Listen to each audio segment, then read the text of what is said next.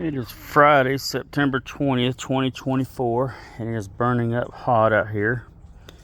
And I just went over to my Turks Cap hibiscus that I have growing in the yard and pulled up a few. These things will spread under the ground and pop up. As an example, this little small one here was actually growing somewhere up in here on this one and developing its own roots, and so I just pulled it off.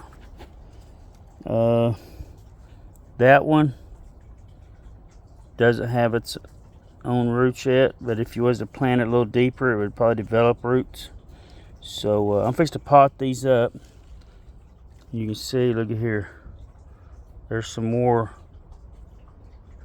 Them little white things you see there with a pink end on them, kind of, if you can see that on my camera, will actually come up as stems. Them are not roots, them are part of stems that are coming up, and will thicken the patch of wherever this is built. These leaves are dirty, them are not diseased, that's just sand on them. But yeah, so I'm just going to pot these. I'm going to leave this one as a group. Probably go to my sister. She was asking for me to root her some. Well, I got to take the time to root it when I just pull up some. But they will root. You can just, like, I could cut one of these off and stick it in dirt and root it quite readily. Or if you have them, you can bend them down, pin them to the dirt, and maybe, you know, if this was growing and you wanted to make another one, you could actually pin one of these branches down to the ground and leave it attached. And it would root into the ground where it's touching. So very easy to propagate. Now I've got a little bit of soil in the bottom of this pot, and I'm gonna put this one in there. But what I'm gonna do first is I'm gonna trim these roots a little bit, and much like when you trim branches on a bush, this will cause these roots to branch out more. And it'll also let me fit them into this pot easier. You see, my little shears there are getting kind of dull. So let's kind of go around and take some of the ends off of these roots. That's not going to hurt it at all.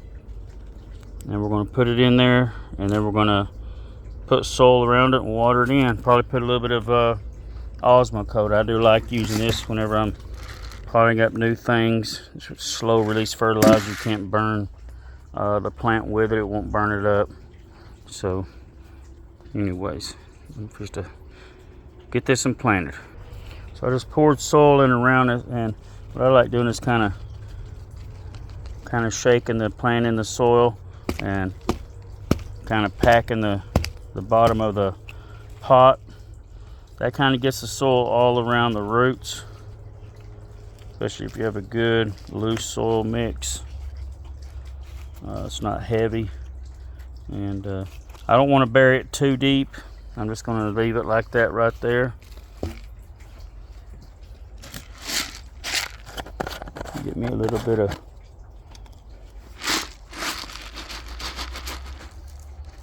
Osmo coat here. It's kind of hard to do this with one-handed, but that's a little bit much, but it's okay. It's not going to burn the plant. I'll just kind of mix it into the top of the soil a little bit, and that plant's ready to be watered and set aside. I don't like babying them too much after I do this. Seems to me like the more I baby a plant, the quicker they mess up on me. They like, most plants that I've messed with like to be ignored a little bit. So I'm gonna go ahead and finish doing these others. I got that little one planted. Now, just like I did with the first one there, I did trim these roots back, and I'm gonna go in there just like that. What I'm also gonna do is I'm gonna trim probably at least a third of the top of this, since it's so tall. Until the roots get established, it'll be a little top heavy. That'll also promote it getting a little bushier. So I'll show you that here in a minute. All right, I went ahead and finished planting that, but you can see here, took off them two tops. Now, this one's too tender. I don't like trying to root them when they're so tender. You can, but that'll just become part of the mulch on the greenhouse floor. I may go ahead and take the tender top off of this one, the first 3 or 4 sets of leaves, and leave me about a 8-inch stick. I'll pull off most of the leaves on it, and I may go ahead and stick this in some water and get it rooting. But you can see I've lowered it quite a bit. And another thing I do when I'm potting fresh like this is I don't leave flowers and stuff. I want this thing to get established first, so we'll go ahead and snip that flower bud off. And some people scared to do that kind of stuff, but that's what we're going to do. In fact, I'm going to tip you see the top of this is already wilting. That's what I was talking about, these tender tops stress out easy.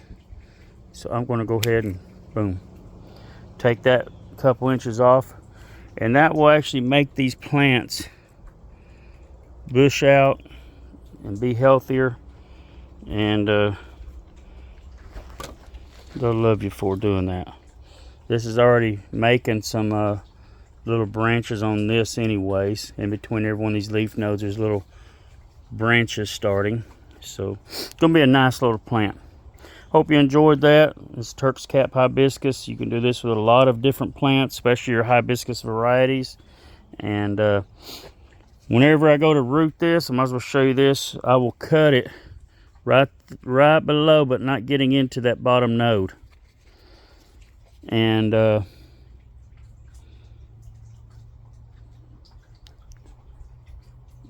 that way, that's where most of your roots are going to start, is where the nodes are, the leaf nodes. So anyways, I'm going to cut it off here. I'm going to get this going, and I'm going to get in the house. It is hot out here. Hope y'all enjoyed that. God bless.